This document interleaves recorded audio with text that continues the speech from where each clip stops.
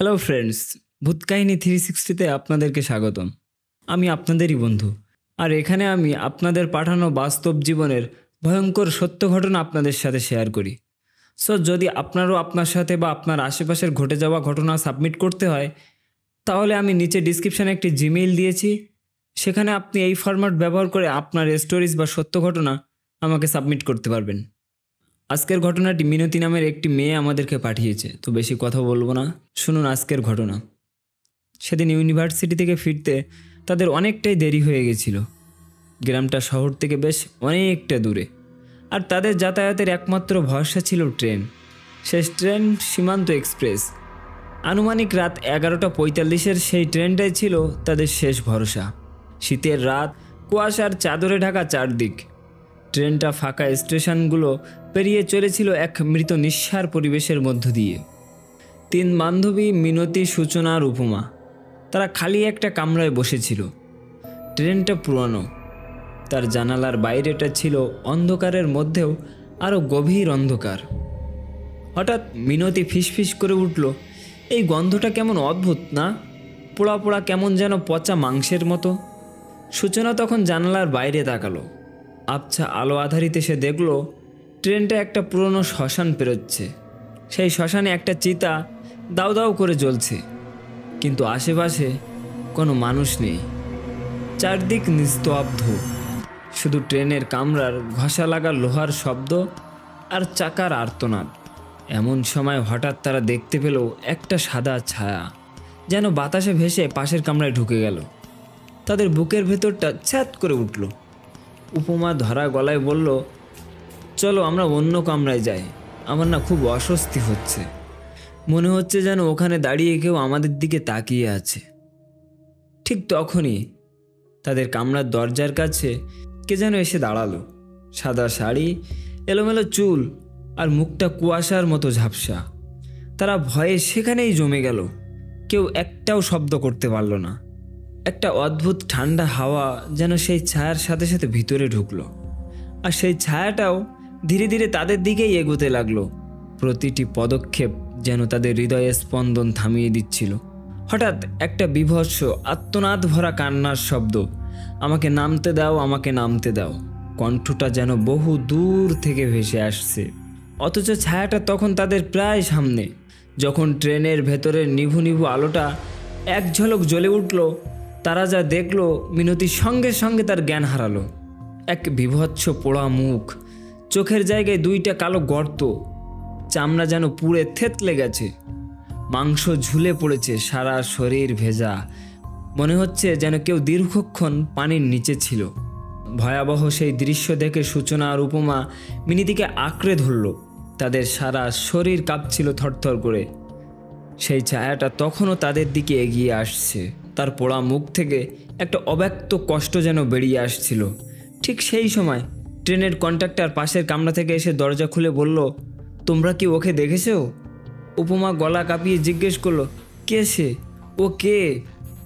লোকটা একটা দীর্ঘশ্বাস ফেলে বলল, 5 বছর আগে, এখান থেকে ঠিক 5 বছর আগে এই কামরা থেকে একটা মেয়ে পড়ে গেছিল এই শ্মশানের পাশেই।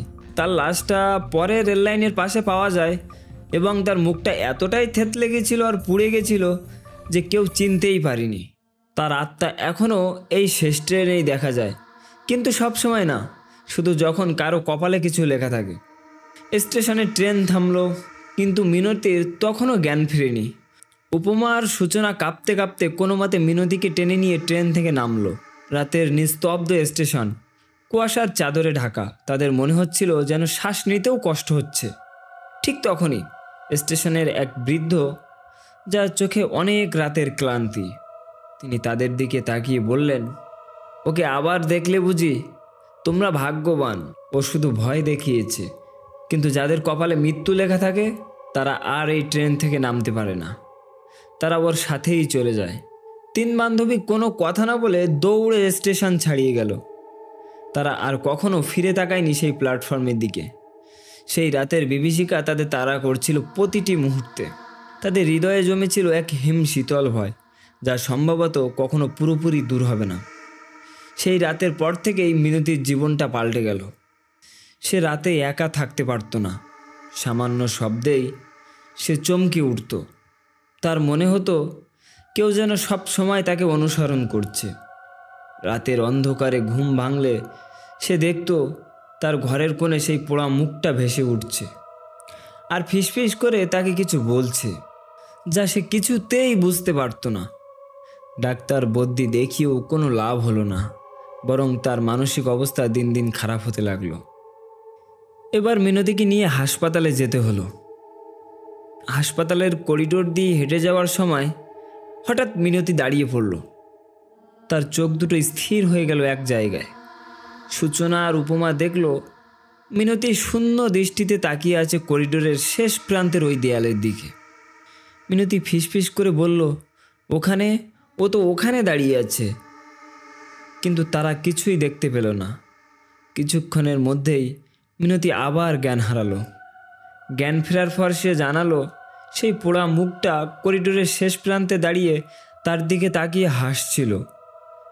উপমাও সেই ঘটনার পর থেকে অদ্ভুত কিছু অভিজ্ঞতার সম্মুখীন হতে শুরু করলো।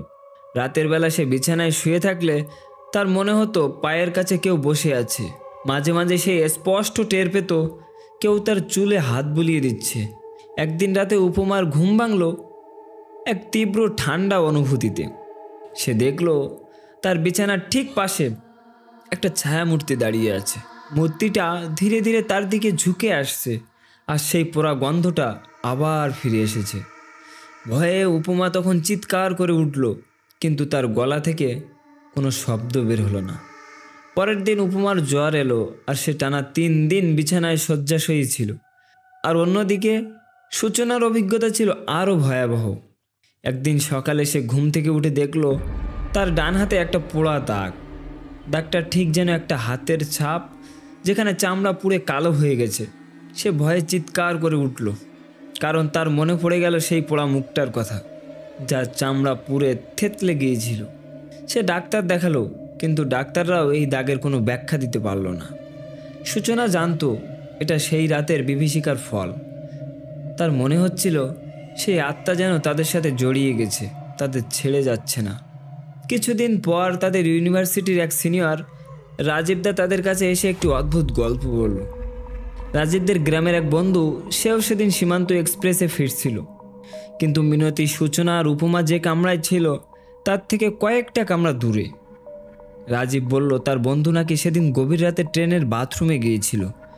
ফিরে আসার সময় সে নাকি তাদের খালি কামরার পাশ দিয়ে যাচ্ছিল, আর তখনই সে দেখতে পেল একটা ছায়া, কিন্তু সেই ছায়াটা কোনো মানুষের মতো ছিল না। তার বন্ধু নাকি দেখেছিল একটা অবয়ব, যার মুখটা বিকৃত এবং পোড়া, তাদের কামরার দিকে উকি মারছে। রাজীবের বন্ধু ভয়ে আর সামনে এগোয়নি, উল্টো পাশের কামরায় ফিরে এসেছিল।